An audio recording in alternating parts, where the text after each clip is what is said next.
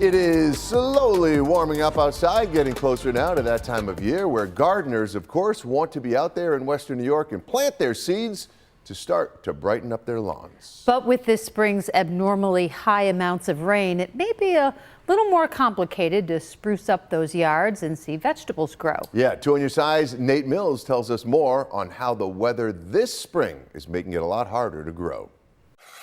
So this section in through here are all the fruit trees. Chris Zeiss knows a lot about gardening. Peach trees, cherries, pears. Each one of those is a bud, and each one of those flowers is going to turn into a fruit. As manager of Russell Trees and Shrubs for over 30 years, he's had to deal with all types of disruptive weather in order to make sure his company's supply and his own personal garden stay in good shape. The winters used to be really rough, years ago, and then we had a stretch where they weren't so bad and you could manage it. Unpredictable weather is a trademark of Western New York in the springtime. I mean, look at today. It's 70 degrees and sunny on Monday, but by Friday, it's expected to be rainy with temps in the mid-50s.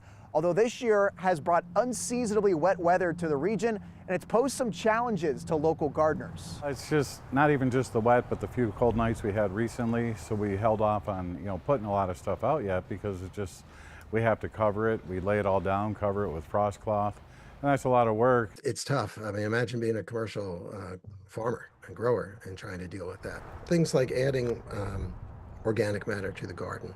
We think of compost and things, and that's great, but even adding some sort of bulky, even like a mulch that you would normally use to put around your plants, trying to put some of that into the soil can actually help aerate it a little bit. You don't want to do that when the soil is very wet because that just ruins the soil. As intrusive as this rain may be, it might actually set gardeners up well in the long run. For new plantings, it's a lot easier to plant if the ground is wet and ready to go versus trying to plant something and keep it so watered that it makes it difficult.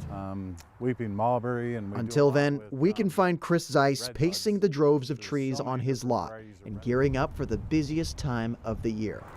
Reporting on your side from East Amherst, Nate Mills, Channel 2 News.